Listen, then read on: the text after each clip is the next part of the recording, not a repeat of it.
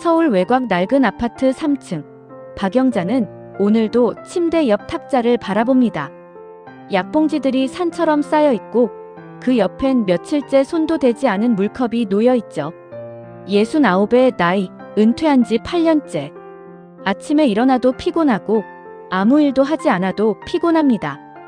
딸은 매일 전화로 병원에 가라 하지만 그녀는 그저 나이 탓이라 여깁니다. 그런데 어느 날 시장 한복판에서 쓰러진 후 응급실에 실려갑니다. 의사는 말합니다. 탈수라고. 단지 물을 마시지 않아서라고. 그날 밤 영자는 자신의 삶을 돌아봅니다. 야근 9알 하루 대부분은 의자에 앉아 TV만 보고 햇빛조차 오래 보지 못했죠. 그리고 깨닫습니다. 자신의 피로는 병이 아니라 살고 싶은 마음이 사라진 신호였다는 것을. 약통을 버리고 물을 마시고 햇빛 아래 걷기 시작하면서 그녀는 조금씩 변해갑니다.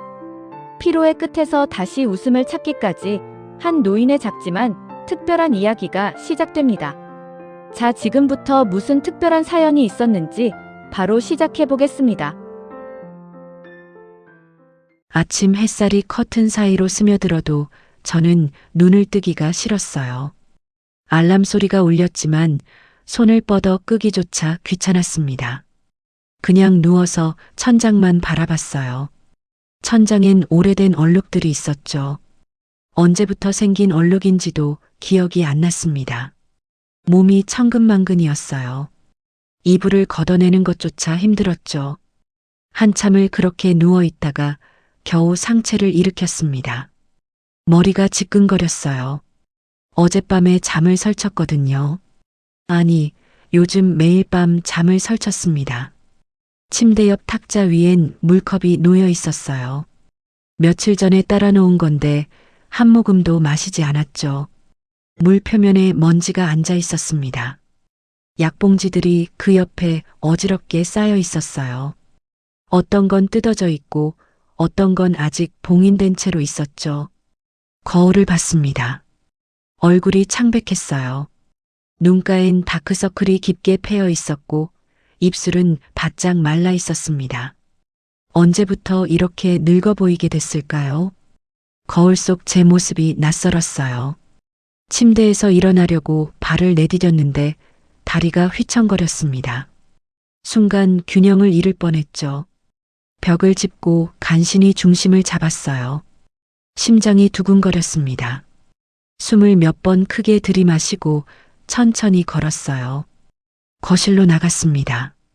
창문 너머로 아침 햇살이 들어왔지만 커튼은 반쯤 쳐져 있었어요.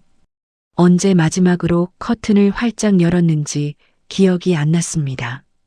소파엔 며칠 전에 입었던 옷가지들이 놓여 있었고 TV 리모컨은 쿠션 사이에 끼어 있었죠. 소파에 털썩 앉았습니다. 리모컨을 찾아 TV를 켰어요. 아침 뉴스가 나오고 있었습니다. 아나운서가 무슨 말을 하는지 귀에 들어오지 않았어요. 그저 화면만 멍하니 바라봤죠. 한참을 그렇게 앉아 있다가 시계를 봤습니다. 벌써 10시였어요. 아침을 먹어야 하는데 배가 고프지 않았습니다. 그래도 뭐라도 먹어야 한다는 생각이 들었죠. 부엌으로 갔어요. 냉장고 문을 열었습니다. 반찬통 몇 개가 놓여 있었는데 언제 만든 건지 기억이 안 났어요. 뚜껑을 열어보니 곰팡이가 피어 있었습니다. 한숨이 나왔죠. 김치통을 꺼냈어요. 김치는 그나마 괜찮아 보였습니다. 식빵 한 봉지가 있었어요. 유통기한을 확인했더니 이틀 지났더라고요. 그래도 먹을 만했습니다. 식빵 한 조각을 꺼내 그냥 입에 넣었어요. 우유팩을 흔들어 봤더니 거의 비어 있었습니다. 조금 남은 우유를 컵에 따라 식빵을 적셔 먹었죠. 씹는 것조차 귀찮았어요. 입안에서 식빵이 걸쭉하게 뭉쳐졌습니다. 억지로 삼켰어요. 목구멍에 걸리는 느낌이 불편했지만 물을 마시러 일어나기도 싫었습니다. 식탁 위를 봤어요. 약통들이 줄지어 놓여 있었습니다. 고혈압약, 위장약, 수면제, 통증 완화제, 소화제, 영양제.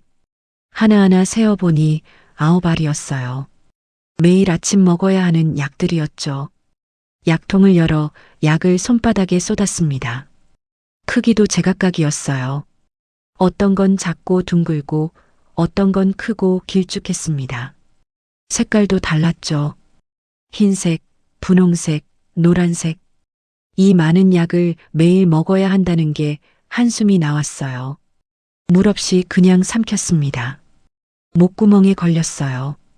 기침이 나왔습니다. 손으로 목을 감싸며 기침을 했죠. 가슴이 답답했어요. 그래도 물을 마시러 일어나지 않았습니다. 그냥 참았어요.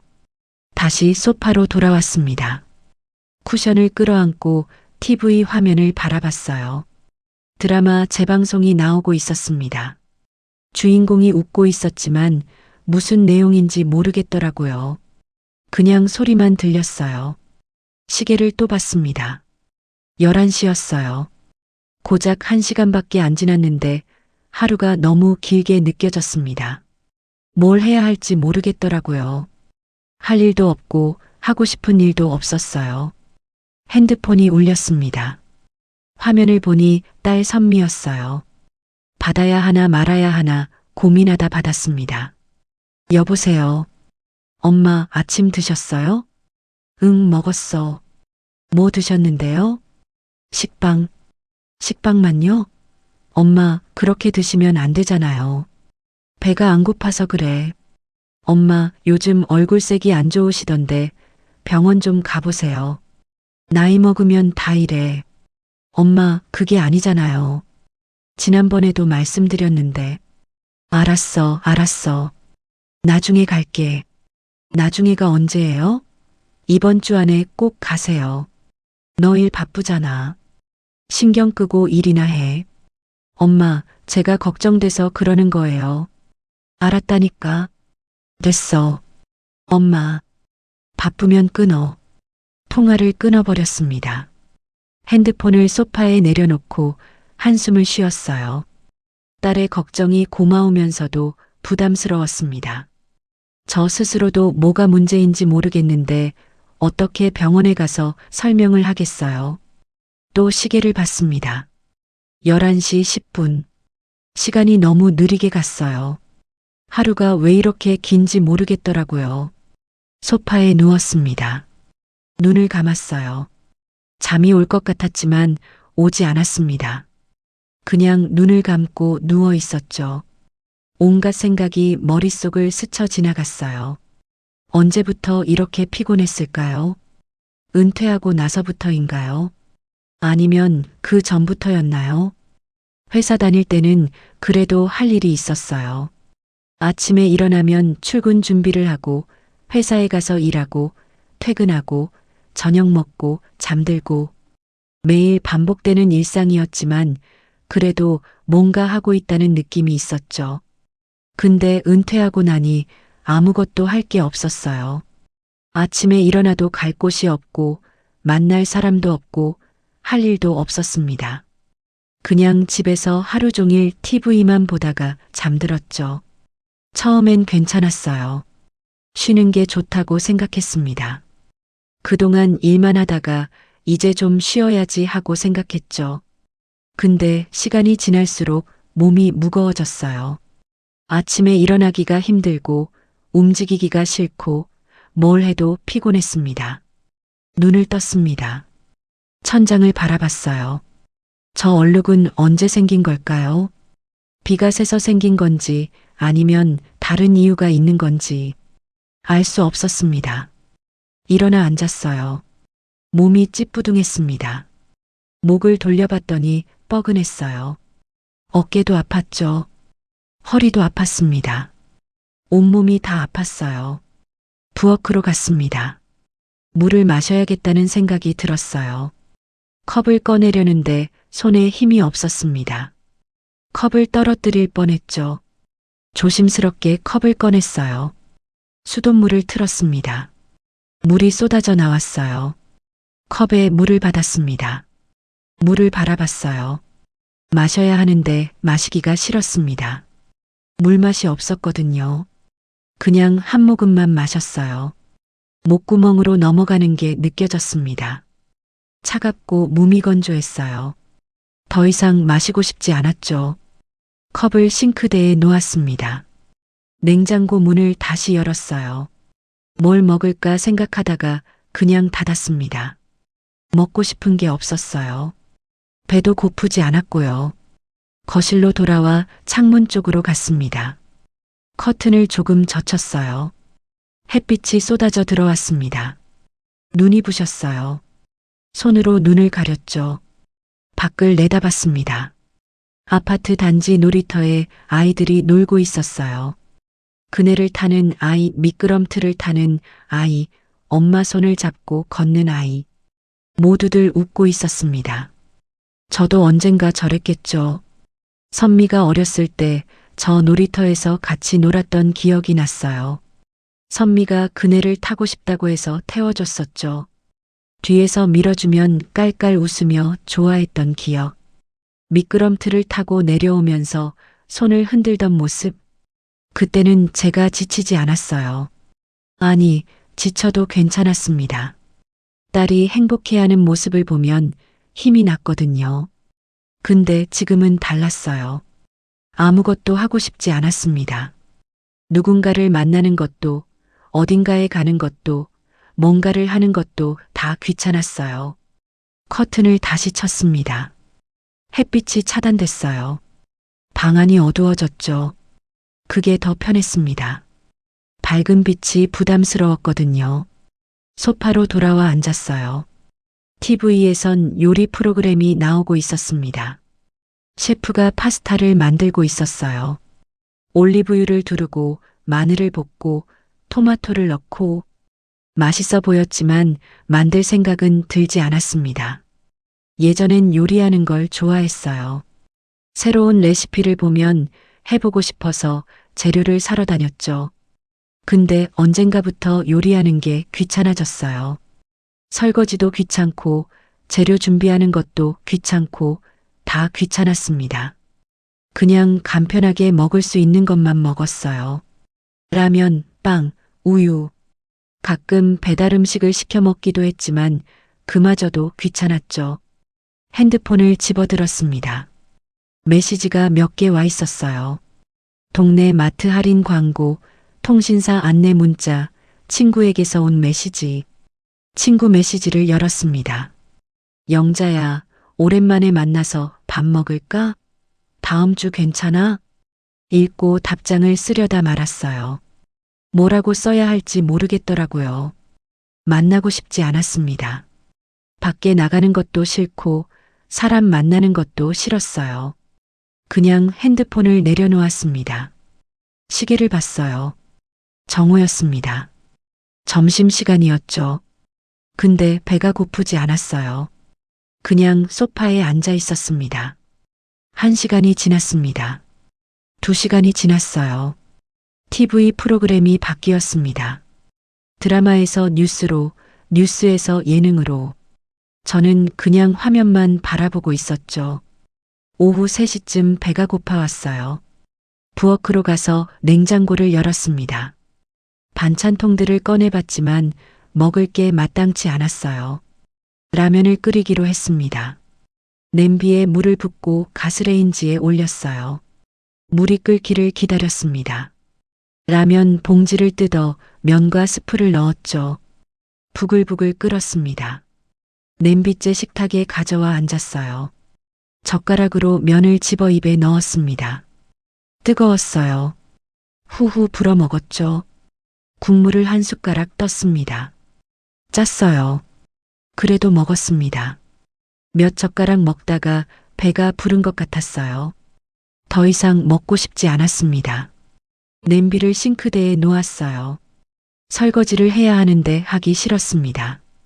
그냥 놔뒀어요. 다시 소파로 돌아왔습니다. 누웠어요. 눈을 감았습니다. 잠이 올 것 같았어요. 근데 또 오지 않았습니다. 머릿속이 복잡했거든요. 왜 이렇게 피곤할까요? 아무것도 안 하는데 왜 이렇게 힘들까요? 몸이 무거운 건 나이 때문일까요? 아니면 다른 이유가 있는 걸까요? 병원에 가봐야 하나 생각했어요. 근데 병원 가는 게 귀찮았습니다. 예약하고 가서 기다리고 진료받고 약 받고 생각만 해도 피곤했어요. 핸드폰이 다시 울렸습니다. 선미였어요. 오늘만 벌써 두 번째였죠. 받기 싫었지만 받았습니다. 엄마, 점심 드셨어요? 라면 먹었어. 라면만요? 엄마, 제대로 좀 드세요. 배가 안 고파서. 엄마, 그래도 잘 먹어야죠. 그리고 물도 많이 드세요. 알았어. 진짜 병원 가실 거죠? 응, 갈게. 언제요? 다음 주쯤. 엄마, 이번 주 안에 가셔야 한다니까요. 알았다니까? 목소리가 커졌어요. 선미가 잠시 침묵했습니다. 엄마, 저 걱정돼서 그래요. 알아, 미안해. 갈게. 네, 가셔서 꼭 전화하세요. 응. 통화를 끊었습니다. 가슴이 답답했어요. 딸한테 짜증을 낸 게 미안했지만 어쩔 수 없었습니다. 자꾸 잔소리하니까 듣기 싫었거든요. 저녁이 되었습니다. 해가 지고 있었어요. 커튼 사이로 노을이 보였습니다. 붉은 빛이 스며들었죠. 예쁘다고 생각했지만 일어나서 보고 싶지는 않았어요. 저녁을 먹어야 했습니다. 근데 뭘 먹을지 생각이 안 났어요. 냉장고엔 먹을 게 별로 없었고 배달 음식을 시키기도 귀찮았습니다. 그냥 빵을 먹기로 했어요. 부엌에 가서 식빵을 꺼냈습니다. 한 조각을 그냥 먹었어요. 목이 메었습니다. 물을 마셔야 하는데 마시기 싫었어요. 그냥 참았습니다. 약 먹을 시간이었어요. 저녁 약을 먹어야 했죠. 약통을 꺼내 손바닥에 쏟았습니다. 새 알이었어요. 물 없이 삼켰습니다. 목에 걸렸어요. 기침이 나왔습니다. 소파로 돌아와 누웠습니다. TV에선 저녁 뉴스가 나오고 있었어요. 사건 사고 소식, 날씨 예보, 주식 시황 다 무의미했습니다. 밤이 되었어요. 10시쯤 침대로 갔습니다. 잠을 자야 했죠. 이불을 덮고 눈을 감았어요. 근데 잠이 오지 않았습니다. 천장만 바라봤죠. 1시간이 지났습니다. 11시. 여전히 잠이 오지 않았어요. 뒤척였습니다. 이쪽으로 누웠다, 저쪽으로 누웠다. 편한 자세가 없었어요. 수면제를 먹어야겠다고 생각했습니다. 일어나 약통을 꺼냈어요. 수면제 하나를 손에 쥐었습니다. 물 없이 삼켰죠. 다시 누웠습니다. 약이 듣기를 기다렸어요. 조금씩 눈이 감기기 시작했습니다. 의식이 흐려졌어요. 그렇게 잠에 빠져들었습니다. 다음 날 아침도 똑같았어요. 눈을 뜨기 싫었고, 일어나기 싫었고, 움직이기 싫었습니다. 그래도 억지로 일어났어요. 화장실에 갔습니다. 거울을 봤어요. 얼굴이 더 창백해진 것 같았습니다. 눈가의 다크서클도 더 짙어졌어요. 입술은 갈라져 있었죠. 세수를 했습니다. 찬물이 얼굴에 닿았어요. 정신이 좀 드는 것 같았습니다. 수건으로 얼굴을 닦았어요. 거실로 나와 소파에 앉았습니다. 또 TV를 켰어요. 아침 뉴스가 나오고 있었습니다. 오늘도 똑같은 하루가 시작되는 거죠. 이틀이 지났습니다. 사흘이 지났어요. 일주일이 지났습니다. 매일이 똑같았어요.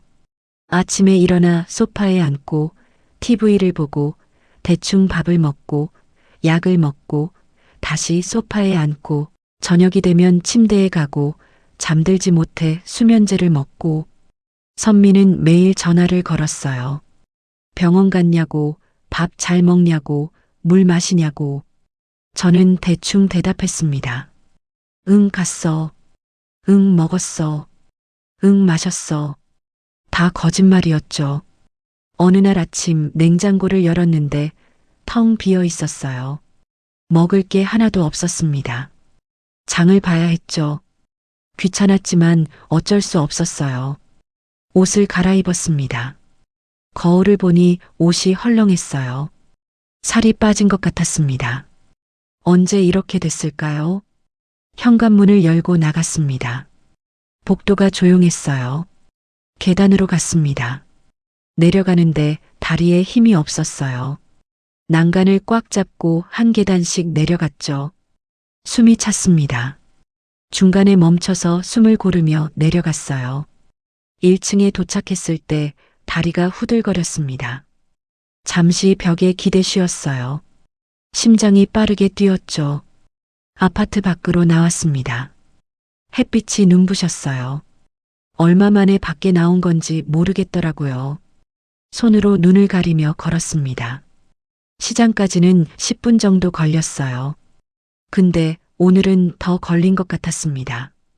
중간중간 멈춰서서 쉬어야 했거든요. 숨이 차고 어지러웠어요. 시장에 도착했습니다. 사람들로 붐볐어요. 시끄러웠습니다. 저는 사람들 사이를 비집고 들어갔어요. 채소 코너로 갔습니다. 상추 한 봉지를 집어들었어요. 가격표를 보는데 갑자기 시야가 흐려졌습니다. 어지러웠어요. 다리에 힘이 풀렸습니다. 할머니, 괜찮으세요? 누군가 제 팔을 잡았습니다. 시장 상인이었어요. 젊은 여자였죠. 저는 그대로 바닥에 주저앉았습니다. 할머니, 정신 차리세요. 주변 사람들이 모여들었어요. 누군가 물을 가져왔습니다. 누군가는 구급차를 불렀어요. 저는 정신이 아득해졌습니다. 눈앞이 깜깜해졌어요. 사람들의 목소리가 멀리서 들렸습니다. 의식이 흐려졌죠. 얼마나 지났을까요? 눈을 떴을 때 하얀 천장이 보였어요. 소독약 냄새가 코를 찔렀습니다. 여기가 어디지 생각했어요. 고개를 돌렸습니다. 옆에 선미가 앉아 있었어요. 얼굴이 새하였습니다. 눈이 붉었어요. 울었나 봐요. 엄마, 정신 드세요? 여기가 어디야? 병원이에요. 응급실. 내가 왜 여기 있어? 시장에서 쓰러지셨대요. 사람들이 구급차 불러서 오셨어요. 기억이 났습니다. 시장에서 어지러웠던 것, 바닥에 주저앉았던 것, 아무것도 기억 안 나요? 조금. 커튼이 젖혀지고 의사가 들어왔습니다. 젊은 남자 의사였어요. 차트를 들고 있었죠. 환자분, 정신 드셨나요? 네. 검사 결과 나왔습니다. 의사가 차트를 보며 말했어요. 심각한 탈수 증세입니다. 탈수요? 네, 물을 거의 드시지 않으신 것 같은데 맞나요? 돌아보니 그랬습니다. 물을 거의 마시지 않았어요. 하루에 한 잔도 안 마신 날이 대부분이었죠. 물을 안 마셔서 쓰러진 거예요? 네, 탈수가 심하면 혈압이 떨어지고 어지럼증이 생깁니다. 심하면 의식을 잃을 수도 있어요. 물만 안 마셔서요?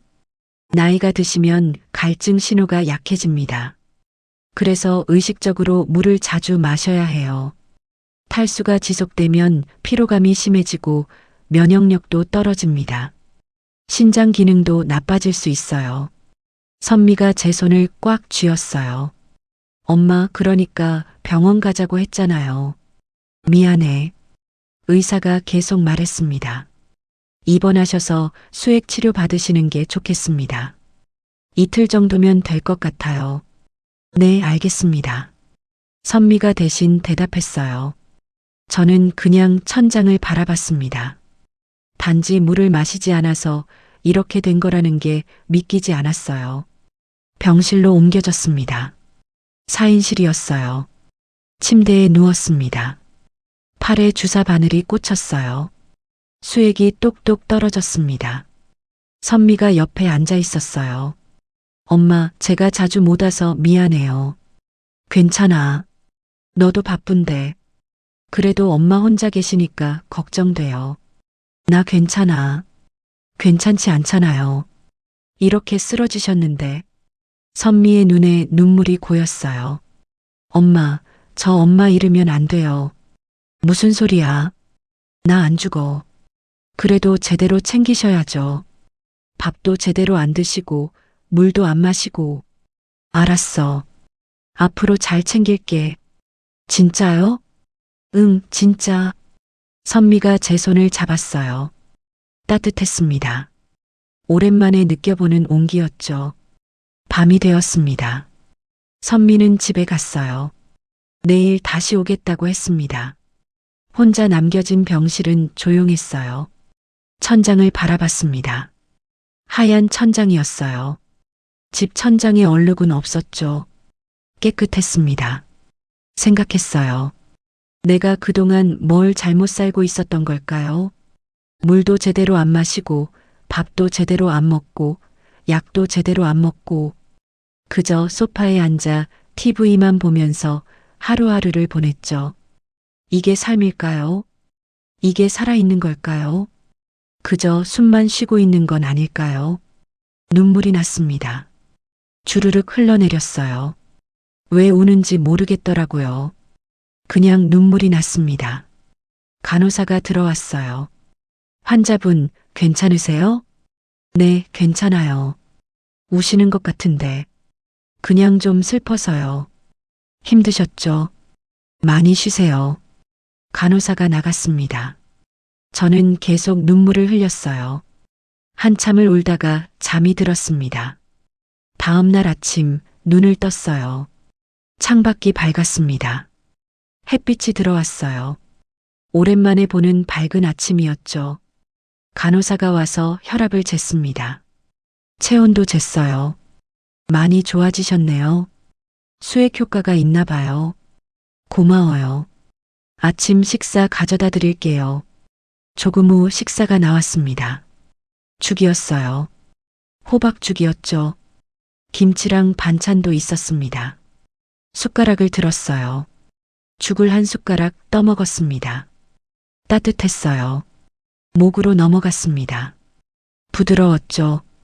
오랜만에 제대로 된 식사 같았어요. 천천히 먹었습니다. 다 먹었어요. 배가 불렀습니다. 선미가 왔어요. 과일을 들고 왔죠. 엄마 어떠세요? 좀 나은 것 같아. 다행이다. 의사 선생님이 오늘 퇴원하셔도 된대요. 그래. 네, 근데 집에서 잘 관리하셔야 한대요. 물 많이 드시고, 밥 잘 드시고. 알았어. 엄마, 저 오늘 반찬 했어요. 집까지 모셔다 드릴게요. 그래, 고마워. 오후에 퇴원했습니다. 선미가 택시를 불렀어요. 집까지 갔습니다. 현관문을 열고 들어갔어요. 집안이 어두웠습니다. 커튼이 쳐져 있었거든요. 선미가 커튼을 활짝 열었어요. 햇빛이 쏟아져 들어왔습니다. 엄마, 이렇게 어둡게 지내시면 안 돼요. 알았어. 그리고 냉장고 좀 봐야겠어요. 선미가 냉장고를 열었어요.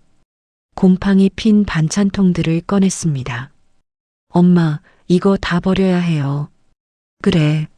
선미가 쓰레기 봉투에 버렸어요. 냉장고를 깨끗이 닦았습니다. 엄마, 제가 장 봐올게요. 뭐 필요한 거 있어요? 아무거나. 그럼 과일이랑 야채 사올게요. 고기도 좀 사고. 선미가 나갔습니다. 저는 소파에 앉았어요. 창밖을 봤습니다. 햇빛이 따뜻했어요. 1시간쯤 후 선미가 돌아왔어요. 장바구니 2개를 들고 왔죠. 엄마 많이 샀어요. 냉장고에 채워 넣었습니다. 과일, 야채, 고기, 우유, 계란. 냉장고가 가득 찼어요. 엄마, 이거 잘 드세요. 그리고 물도 자주 드시고. 선미가 부엌에서 물을 따라왔어요. 큰 컵에 가득 담았습니다. 자, 마셔보세요. 컵을 받았어요. 물을 마셨습니다. 시원했어요. 목으로 넘어갔죠. 엄마, 하루에 적어도 8잔은 마셔야 해요. 8잔이나? 네, 그래야 탈수 안 돼요. 알았어. 선미가 식탁 위 약통들을 봤어요. 엄마, 이 약들 정리해야 해요. 왜? 서로 다른 병원에서 받으신 거잖아요. 겹치는 약도 있을 거예요. 약통들을 하나하나 열어봤습니다. 라벨을 읽었어요. 엄마, 이 위장약이랑 이 소화제는 성분이 비슷해요. 같이 먹으면 안 돼요. 그래. 네, 한 병원에서 정리를 받으셔야 해요. 내일 제가 같이 갈게요. 알았어. 선미가 한숨을 쉬었어요. 엄마, 이렇게 사시면 안 돼요. 알아. 정말 알고 계세요? 응. 선미가 제 손을 잡았어요. 엄마, 저 엄마 걱정돼요. 혼자 계시는 것도 걱정되고, 제대로 안 챙기시는 것도 걱정되고, 미안해. 미안하다고 하지 마시고 잘 지내세요. 그럴게. 선미가 저녁을 차려줬어요. 된장찌개를 끓였습니다. 밥도 지었어요. 반찬도 차렸죠. 엄마 드세요. 밥상을 마주하고 앉았습니다.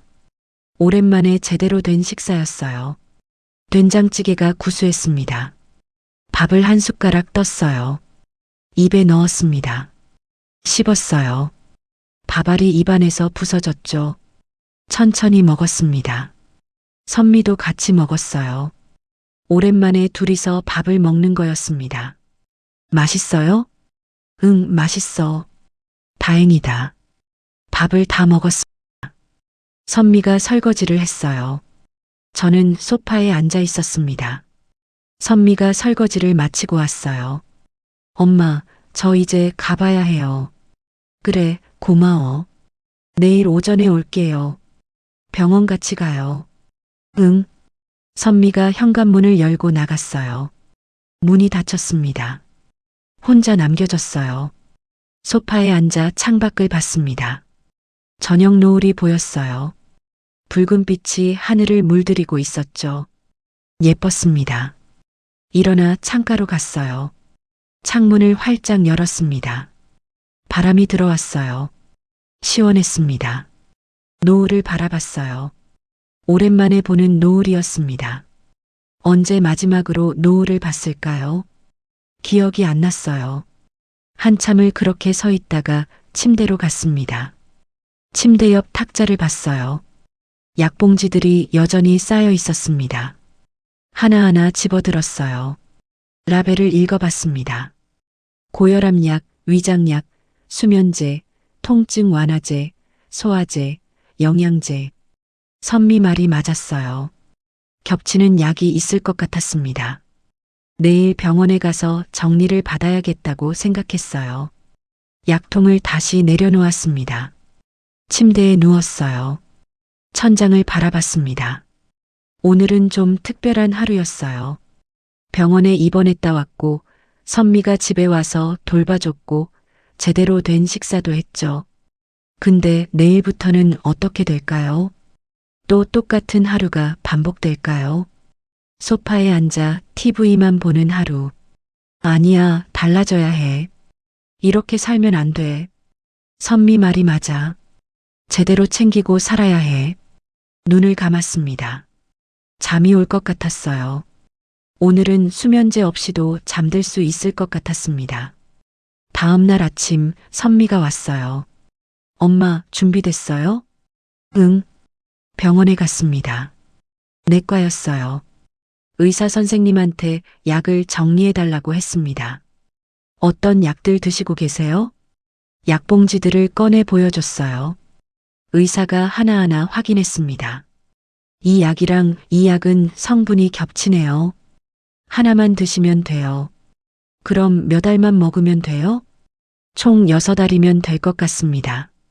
9알에서 6알로 줄었어요. 그래도 많다고 생각했지만 어쩔 수 없었습니다. 그리고 이 수면제는 매일 드시는 거예요? 네. 매일 드시는 건 좋지 않아요. 가끔씩만 드셔야 해요. 그럼 잠이 안 오는데요. 낮에 활동을 좀 하시면 밤에 잠이 잘 올 거예요. 산책 같은 거 하세요. 산책요? 네, 하루에 30분 정도만 걸으셔도 도움이 돼요. 처방전을 받았습니다. 약국에 가서 약을 받았어요. 약봉지가 줄어들었습니다. 집으로 돌아왔습니다.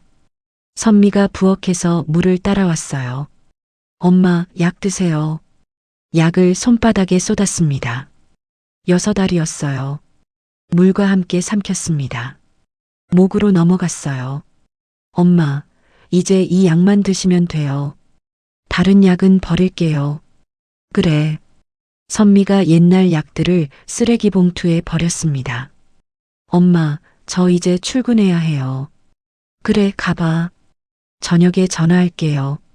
응. 선미가 나갔습니다. 혼자 남겨졌어요. 소파에 앉았습니다. TV를 켰어요. 근데 오늘은 보고 싶지 않더라고요. 껐습니다. 창밖을 봤어요. 날씨가 좋았습니다. 햇빛이 밝았어요. 의사 선생님이 산책하라고 했던 게 생각났습니다.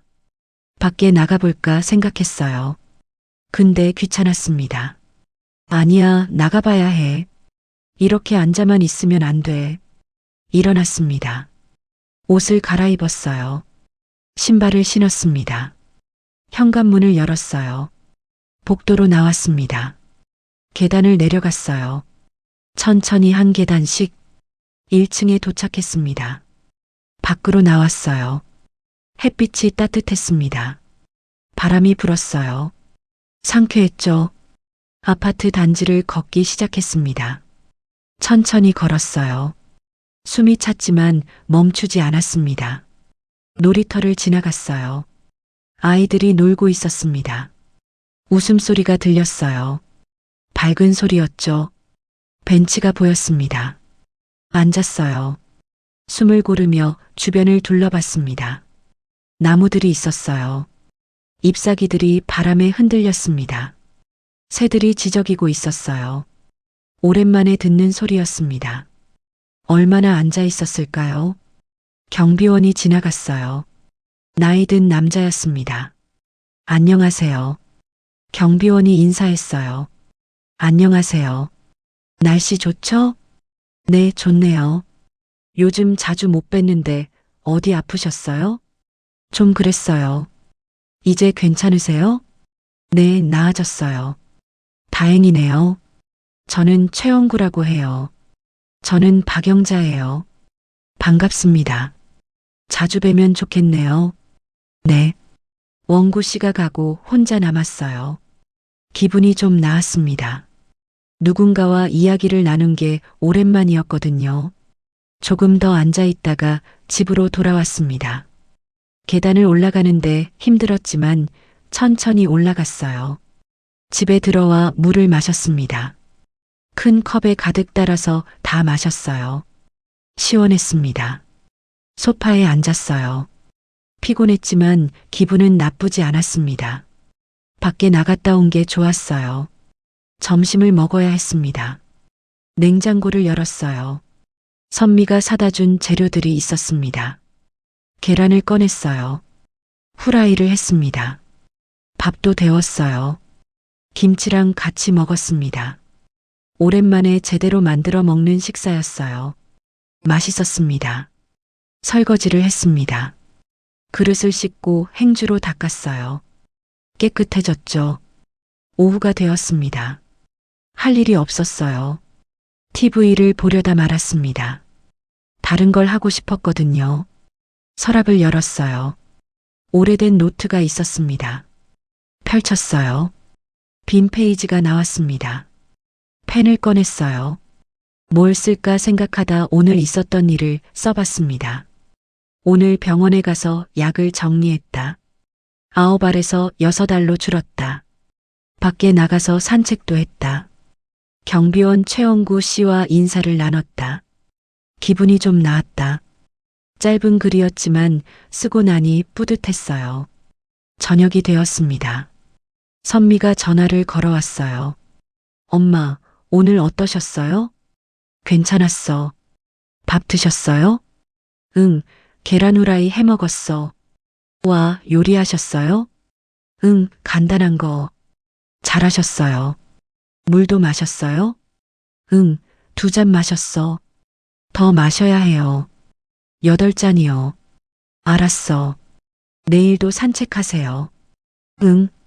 통화를 끊고 물을 마셨습니다. 세 번째 컵이었어요. 밤이 되었습니다. 침대에 누웠어요.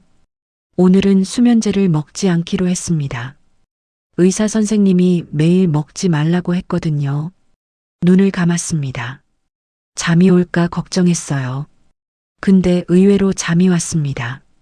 오늘 밖에 나갔다 와서 그런가 봐요. 깊은 잠에 빠져들었습니다.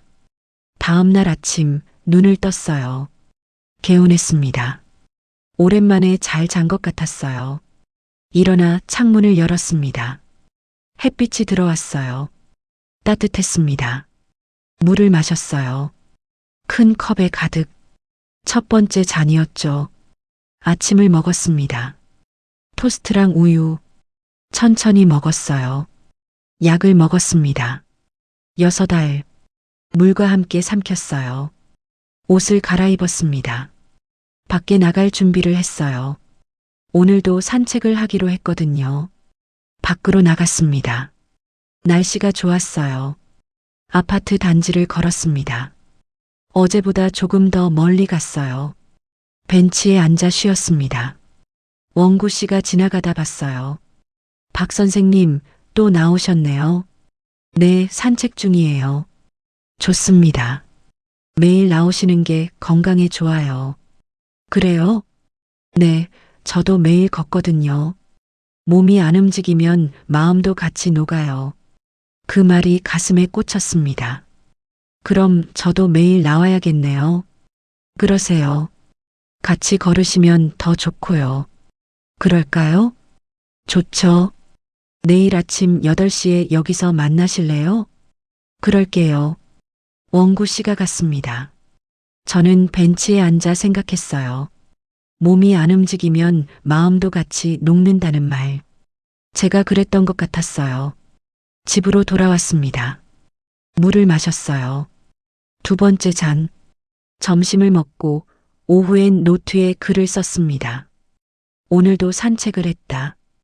원구 씨와 이야기를 나눴다. 내일부터 같이 걷기로 했다. 몸이 안 움직이면 마음도 같이 녹는다는 말이 인상 깊었다. 나는 그동안 멈춰 있었구나. 저녁을 먹고 물을 더 마셨어요. 6번째 잔까지 마셨습니다.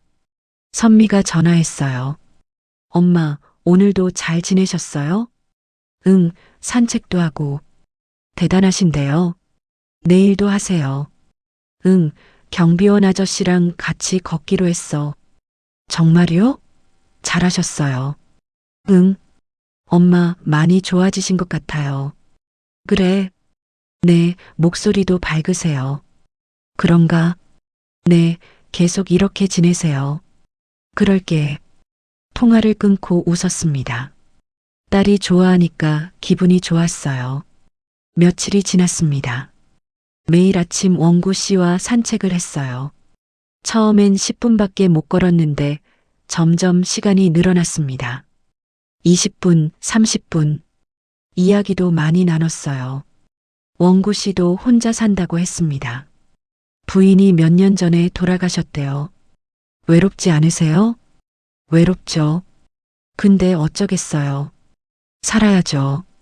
그렇긴 하네요. 박 선생님도 혼자 사시죠? 네, 남편이 10년 전에 돌아가셨어요. 오래되셨네요. 네.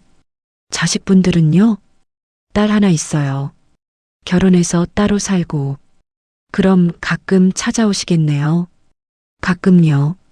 바빠서. 그래도 있으니까 좋죠.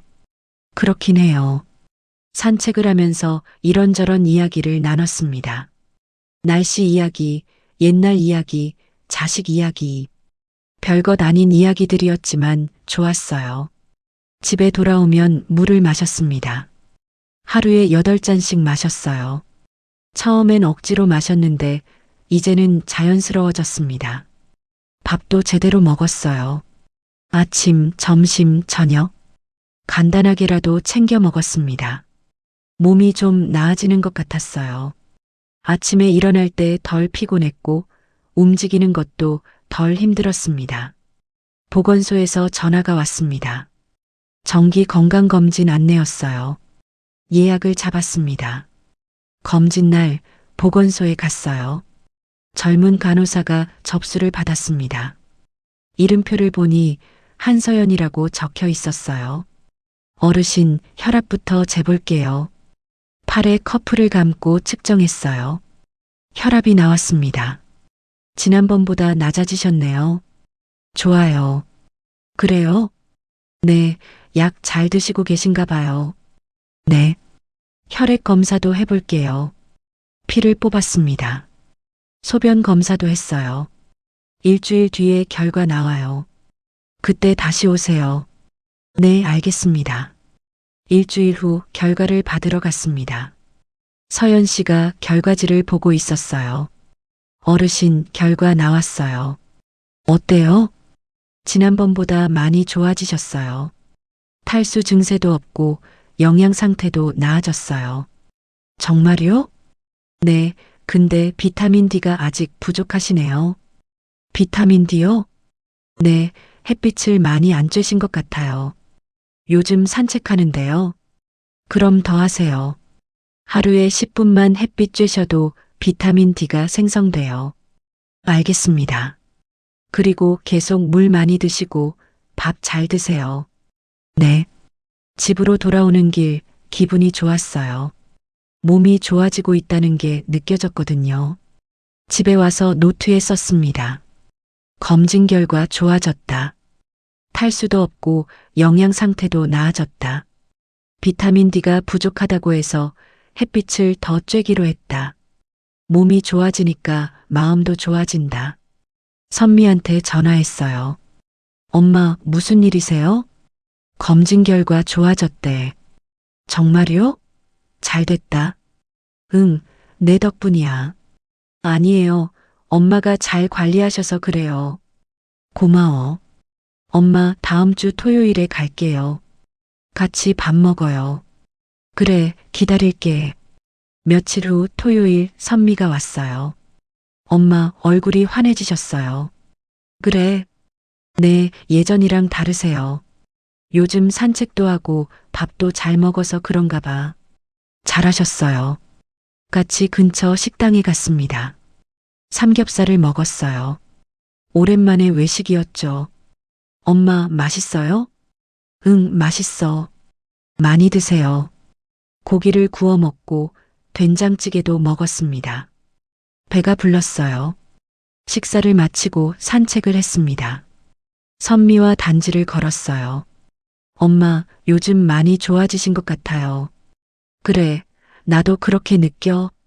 계속 이렇게 지내세요. 응, 그럴게. 엄마, 저도 자주 올게요. 바쁜데 괜찮아. 엄마가 좋아지시니까 제 마음도 편해요. 미안해. 그동안 걱정 끼쳐서. 괜찮아요. 이제 좋아지시면 돼요. 선미와 손을 잡고 걸었습니다. 따뜻했어요.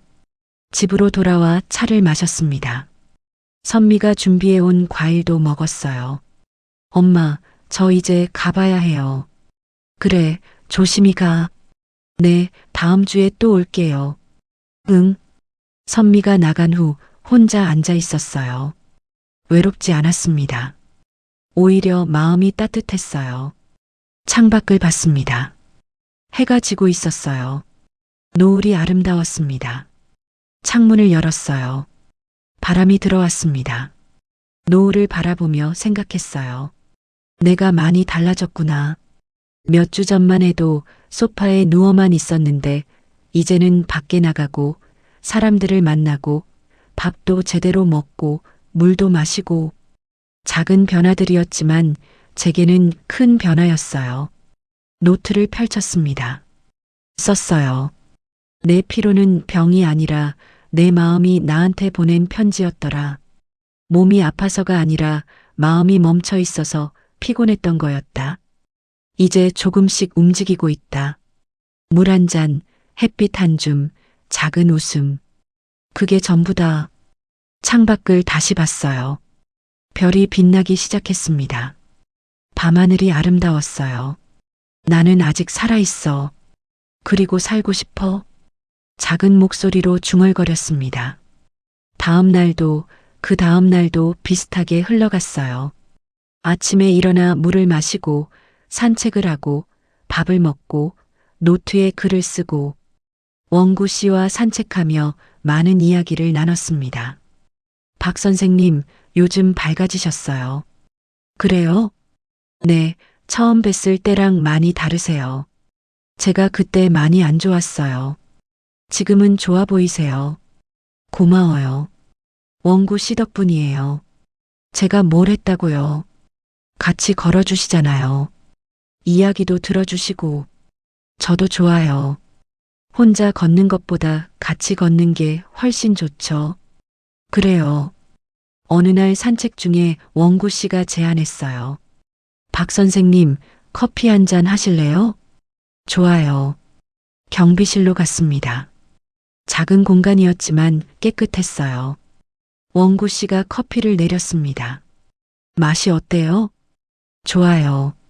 제가 매일 아침 내려 마셔요. 그래요? 네, 커피 내리는 게 제 작은 낙이에요. 좋은 취미네요. 창밖을 보며 커피를 마셨습니다. 따뜻했어요. 박 선생님, 요즘 뭐 재미있는 거 있으세요? 재미있는 거요? 네, 취미 같은 거. 생각해 봤어요. 취미가 있었나요? 없었습니다. 없는 것 같아요. 하나 만드시는 게 어때요? 뭘 하면 좋을까요?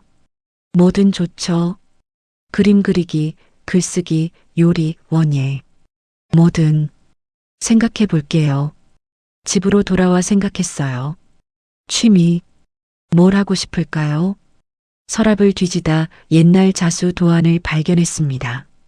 젊었을 때 자수를 좋아했었죠. 결혼하고 애 낳고 하면서 손을 놨었는데 자수 도구들도 있었어요. 바늘, 실, 천, 다 먼지가 쌓여 있었습니다. 닦아서 꺼냈어요. 천을 펴고 도안을 올렸습니다. 바늘에 실을 깨었어요. 한 땀 한 땀 수를 놓기 시작했습니다. 손이 익숙하게 움직였어요. 오랜만이었지만 몸이 기억하고 있었습니다. 몇 시간을 그렇게 앉아 있었어요. 집중하니까 시간 가는 줄 몰랐습니다. 꽃 한 송이가 완성됐어요. 작은 장미꽃이었습니다. 예뻤어요. 내가 이걸 만들었네. 뿌듯했습니다. 오랜만에 느껴보는 성취감이었어요. 선미한테 사진을 찍어 보냈습니다. 엄마, 이거 엄마가 만드신 거예요? 응. 대단하신데요. 예뻐요. 고마워. 엄마, 취미 생기신 거예요? 그런가 봐. 잘하셨어요. 계속하세요. 응. 그날부터 자수가 제 일상이 되었습니다. 아침에 산책하고 점심 먹고 오후엔 자수를 했어요. 저녁엔 노트에 글을 쓰고 하루가 채워지는 느낌이었습니다. 더 이상 텅 빈 하루가 아니었어요. 한 달쯤 지났을까요? 선미가 집에 왔어요.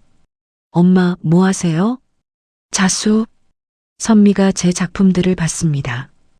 꽃, 나비, 새, 여러 가지가 있었어요. 엄마, 정말 잘하시네요. 그래. 네, 액자에 넣으면 예쁘겠어요. 그럴까? 네, 제가 액자 사올게요. 며칠 후 선미가 액자를 사다 줬어요. 작품을 넣었습니다. 벽에 걸었어요. 예쁘죠? 응, 예뻐. 거실이 밝아 보였습니다. 계절이 바뀌었어요. 봄이 왔습니다. 아파트 단지에 꽃이 피기 시작했어요. 원구 씨와 산책하며 꽃을 봤습니다. 박 선생님, 꽃 예쁘죠? 네, 정말 예쁘네요. 봄이 왔어요. 그러게요. 벤치에 앉아 꽃을 바라봤어요. 분홍색, 노란색, 하얀색, 여러 색깔의 꽃들이 피어 있었습니다. 박 선생님, 많이 좋아지셨어요. 고마워요, 원구 씨. 제가 뭘 했다고요? 같이 있어 주셔서 고마워요. 저도 고마워요. 서로 웃었습니다. 집으로 돌아와 노트를 펼쳤어요. 마지막 페이지에 썼습니다. 이제 괜찮아. 나는 아직 살아있어. 그리고 살고 싶어. 피로는 내가 나를 잊고 살았다는 신호였다. 이제는 나를 위해 살아가려 한다. 물 한 잔, 햇빛 한 줌, 작은 웃음, 작은 취미. 그게 전부다. 그걸로 충분하다. 창밖을 봤어요. 햇빛이 따뜻했습니다. 새들이 지저귀고 있었어요. 웃음이 나왔습니다. 진짜 웃음이었어요. 핸드폰이 울렸습니다. 선미였어요. 엄마, 오늘 저녁에 갈게요. 같이 저녁 먹어요. 그래, 기다릴게. 엄마, 목소리 정말 밝으세요. 그래. 네, 행복해 보여요. 나도 행복해. 다행이다. 저녁에 봐요. 응. 통화를 끊고 부엌으로 갔어요. 저녁 준비를 해야겠다고 생각했습니다. 오랜만에 딸을 위해 요리를 하고 싶었거든요. 냉장고를 열었어요. 재료들이 가득했습니다. 뭘 만들까 생각하다 된장찌개를 끓이기로 했습니다. 딸이 좋아하는 메뉴였죠. 야채를 다듬고 두부를 썰고 냄비에 물을 붓고 손이 바빠졌어요. 근데 즐거웠습니다. 된장을 풀고 재료들을 넣었어요. 부글부글 끓었습니다. 구수한 냄새가 났죠. 밥도 지었습니다. 반찬도 꺼내 놓았어요. 김치, 나물, 계란말이. 저녁 무렵 선미가 왔습니다. 엄마, 뭔가 냄새 좋은데요? 된장찌개 끓였어. 와, 엄마가 요리하셨어요? 응, 오랜만에. 밥상을 차렸습니다. 둘이서 마주 앉았어요. 엄마, 맛있어요. 그래. 네, 오랜만에 먹어보는 엄마 요리예요. 많이 먹어. 밥을 먹으며 이야기를 나눴습니다. 선미의 회사 이야기, 친구들 이야기, 제 이야기. 엄마, 요즘 정말 많이 좋아지셨어요. 그렇지? 네, 예전이랑 완전 다르세요. 나도 그렇게 느껴. 뭐가 달라진 것 같아요? 생각해 봤어요. 글쎄, 작은 것들. 물 마시고, 햇빛 쬐고, 산책하고, 밥 제대로 먹고. 그런 작은 것들. 그게 큰 변화를 만든 거네요. 응. 엄마 계속 이렇게 지내세요. 그럴게. 식사를 마치고 설거지를 함께 했습니다. 선미가 그릇을 씻고 제가 닦았어요. 엄마, 저 이제 가봐야 해요. 그래, 조심히 가. 네, 다음 주에 또 올게요. 응. 선미를 배웅하고 문을 닫았습니다. 혼자 남았지만 외롭지 않았어요. 거실로 가서 창문을 열었습니다. 밤바람이 들어왔어요. 시원했습니다. 별을 봤어요. 반짝이고 있었습니다. 이제 괜찮아. 나는 아직 살아있어. 작은 목소리로 말했습니다. 소파에 앉았어요. TV를 켜지 않았습니다. 그냥 조용히 앉아 있었죠. 평화로웠습니다. 마음이 편안했어요. 다음 날 아침도, 그 다음 날도, 그 다음 날도 매일이 비슷하게 흘러갔지만 지루하지 않았습니다. 산책하고, 자수하고, 요리하고, 글 쓰고, 작은 일상들이 쌓여갔어요. 원구 씨와는 거의 매일 만났습니다. 같이 걷고, 커피 마시고, 이야기 나눴죠. 선미는 일주일에 한 번 정도 왔어요. 같이 밥 먹고, 산책하고, 이야기했습니다. 그렇게 시간이 흘렀습니다. 어느 날 저녁, 혼자 앉아 있었어요. 노트를 펼쳤습니다. 첫 페이지부터 읽어봤어요. 처음엔 피로하다는 이야기뿐이었습니다. 하루 종일 피곤하다, 아무것도 하기 싫다, 그런 내용들. 중간쯤 가니 조금씩 달라졌어요. 산책했다, 원구 씨와 이야기했다, 자수를 시작했다. 마지막 페이지엔 이렇게 적혀 있었습니다. 이제 괜찮아. 나는 아직 살아있어. 그리고 살고 싶어. 노트를 덮었어요. 웃음이 났습니다. 창밖을 봤습니다. 별이 빛나고 있었어요. 나는 살아있어. 다시 한번 말했습니다. 그리고 눈을 감았어요. 편안한 잠에 빠져들었습니다. 여기까지 박영자 씨의 이야기였습니다. 단순히 나이 탓이라 여겼던 피로가 사실은 물 한 잔, 햇빛 한 줌, 작은 움직임의 부재에서 온 것이었죠. 그리고 무엇보다 살고 싶은 마음이 사라졌다는 신호였습니다. 우리 모두에게는 영자 씨처럼 작은 변화를 시작할 용기가 필요한 순간이 있습니다. 오늘 이 영상이 여러분께 혹은 여러분의 소중한 가족에게 작은 위로와 용기가 되었기를 바랍니다. 긴 시간 함께 해주셔서 진심으로 감사드립니다. 여러분의 오늘도 내일도 따뜻하고 건강하기를 응원합니다. 시청해주셔서 감사합니다.